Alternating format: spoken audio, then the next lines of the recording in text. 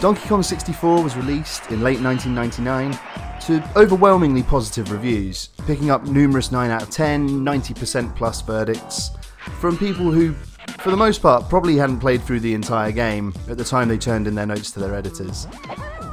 Despite being an N64 owner for over 23 years, I'd never taken the leap of picking up an expansion pack for the console until 2020, opening a number of previously closed doors such as Perfect Dark, Majora's Mask, and of course Donkey Kong 64.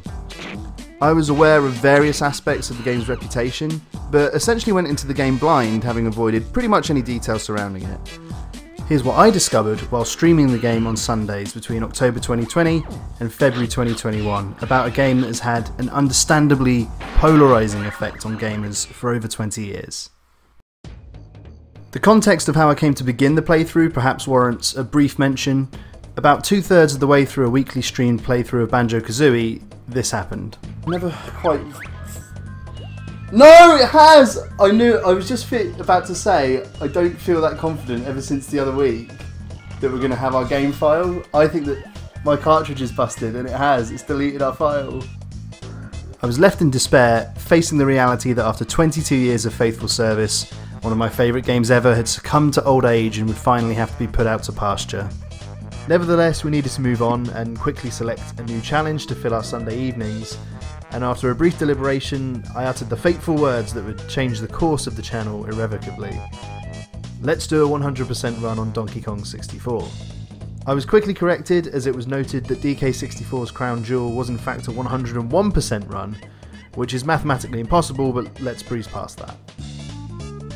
You will give 110%. That's impossible. No one can give more than 100%. By definition, that is the most anyone can give.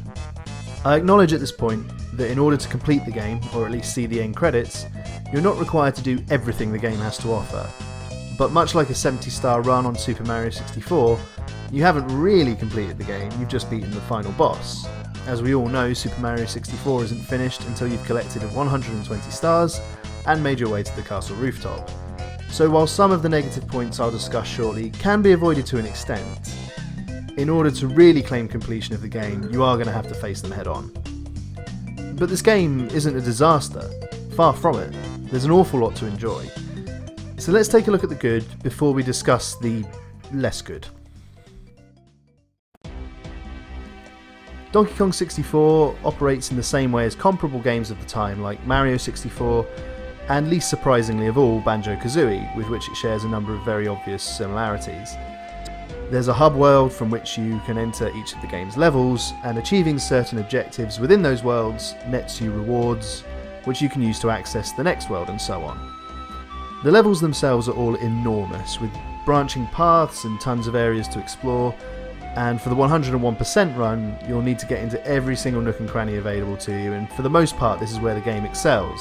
It's fun exploring, the levels look great, the platforming and the puzzle-based challenges are pretty varied, and it feels exactly like you'd expect a game of this type to feel. I think there is an argument that a couple of the levels are sometimes too big, with not enough to keep things fun as you move between tasks, and there were often times when I was unsure of where I should be going next. Even just remembering what you've already done is a challenge, and on a couple of occasions I'd be baffled trying to figure out what I had missed and was convinced I'd already done the thing I needed to do. The game does provide a system to help you navigate the levels a little bit quicker, but I'll talk about that in more detail shortly. In any case, I think Rare deserve a lot of credit for being ambitious enough to even attempt all of this, and from a level design standpoint they mostly succeed. In addition to the solid level design, the Kongs themselves have a fair bit of personality which is communicated solely through their art and sound design. There's no dialogue, so you don't get the chance to really connect with the characters the way you do in Banjo-Kazooie, but the insights you do get into the characters are welcome additions. The soundtrack is catchy, often really memorable, and fits the various levels perfectly. It is hard to shake the feeling that a few of the tracks were pulled out of the Banjo-Kazooie reject pile, as they sound virtually identical to that game's iconic soundtrack, especially when Grant Kirkhope, the composer, busts out what appears to be his favourite instrument, the Marimba.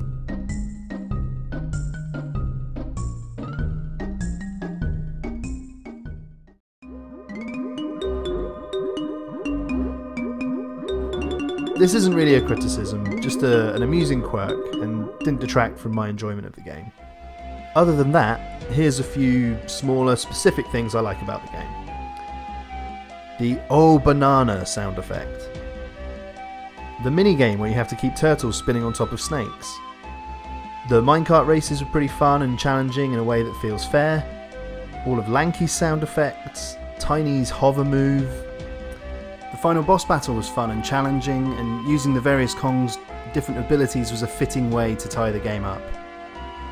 And the feeling of seeing that total percentage move up even a couple of points was always satisfying, and the ultimate feeling of completing the game was more satisfying than any other game I've ever experienced.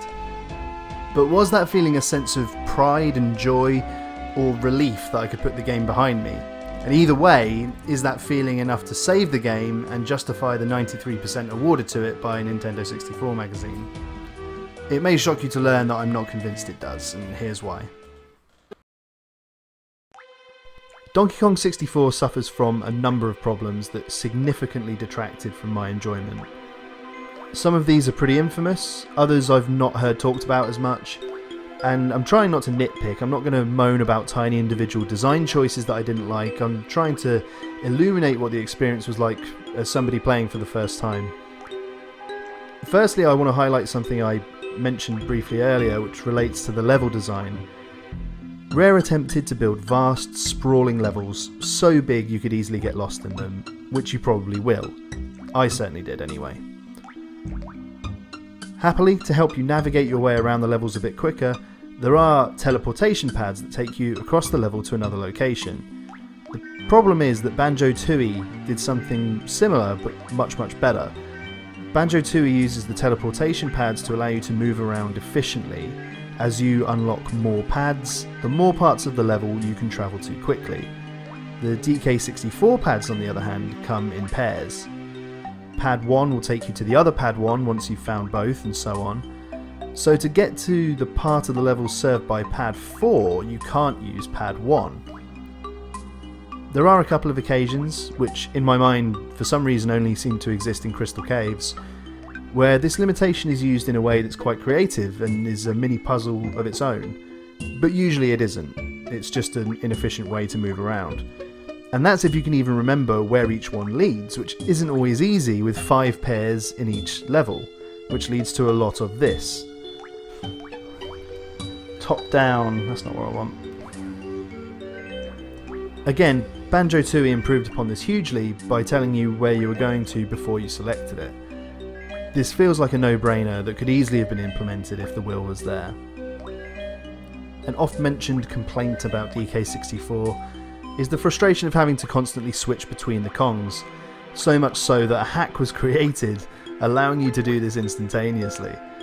Personally, I don't really have a problem with the concept in theory, and having to use the Kong's different abilities in order to complete different types of tasks is an interesting idea. The issue is that it's mostly used just to pad the game and make you retread the same ground 5 times for no real reason. You may pass through a corridor that contains yellow bananas, green coins and a blue balloon, and you now have to remember that you need to bring 3 different Kongs through this area just to pick up these minor collectibles, even though there may be no other reason to use those Kongs there.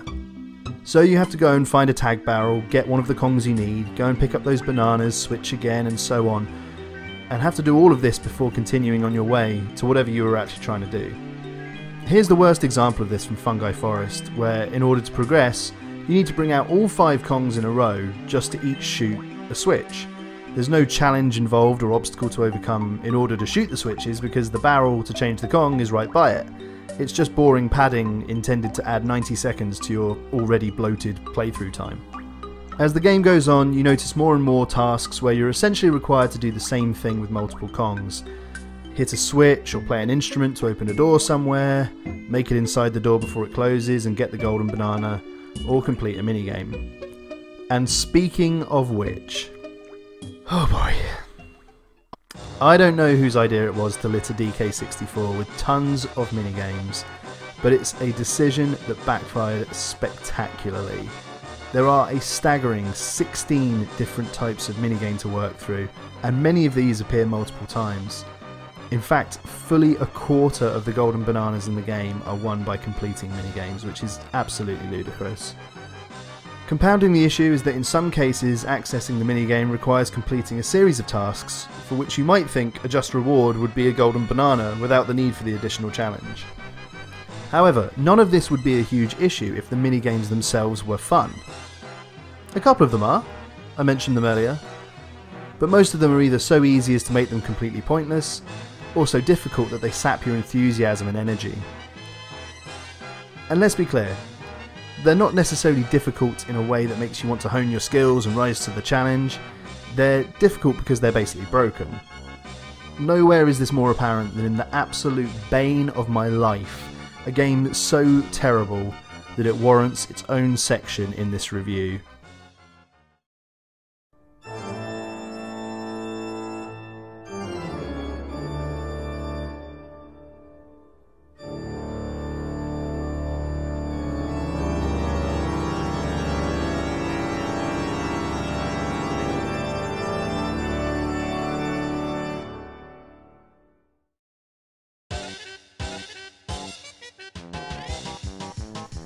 In theory, it seems like a fine concept. You chase the beavers towards the hole, causing them to fall in. The first time you encounter this game, assuming you're doing things reasonably in order, you're tasked with herding 12 buck-toothed rodents to their demise within 1 minute. But the second and third time, which both occur within the same level, this number has been up to 15, which, for the mathematically challenged among you, works out as a beaver every 4 seconds. This is a huge challenge already and is only made worse by 2 major AI issues that were either catastrophic errors or sadistically implemented on purpose. Firstly, guiding a beaver towards the hole straight on will virtually always cause them to pause at the edge, stare into the abyss and go no further, avoiding the drop like they're Roger Rabbit. Getting closer to them will not help, snapping again will not help. You are resigned at this point to abandoning it and moving on to find another target. Secondly, these beavers absolutely love to glitch out and get stuck right on the wall of the barrel, making them impossible to shift until they free themselves. This is never before you waste several of your 60 precious seconds trying in vain to get these things to just move. There is a strategy of sorts, which requires trying to guide the beavers in such a way that they cut through the circumference of the hole at kind of a 45-degree angle, but it's tricky to master and still doesn't feel 100% consistent in the way the beavers respond to your herding. This minigame should not have been included like this, end of story. It isn't fun, it isn't fair, and is so notorious that any search result for it is just pages and pages of people giving out about this irredeemable piece of shit. The person responsible for this abomination should themselves be sealed in a barrel and chased around by a hungry alligator until they choose to take the only way out available to them and jump into a bottomless pit. Beaver bother is a uniquely terrible aspect of the game, but its power to annoy is impossible to overstate, and it is somewhat indicative of the problems that occur throughout Donkey Kong 64. For every enjoyable part of DK64, there's an equally irritating thing, like here where twice I completed one of the hardest challenges in the game, but because the enemy's death animation is 5 seconds long, the timer ran out and it was judged incomplete. Or the fact that you have to beat this very, very difficult Donkey Kong arcade game twice to even reach the final boss. Plus, it takes the game 30 seconds to reset every time you die. This is a long game. You're going to be spending a considerable amount of time playing it. Making things fun and not annoying is pretty key. And for me, Donkey Kong 64 falls short of this requirement far too often. I appreciate Rare's intention to make a game that was Banjo but more in every way possible, but they seem to have missed what made Banjo so brilliant. To paraphrase Jurassic Park, Rare was so preoccupied with whether they could, they didn't stop to think if they should. But what do you think? Am I being too harsh? I know a lot of people absolutely adore this game, and to them I say whatever floats your boat. This ain't it for me, but let me know in the comments if you think I've got something wrong, or swing into the Now and Then 64 chat on Twitch and let's discuss it some more there. I can still tentatively recommend Donkey Kong 64 as a Banjo-esque platform adventure game that's often fun to play. but proceed with caution, especially if you have designs on a 101% completion, and whatever you do, beware of the beavers.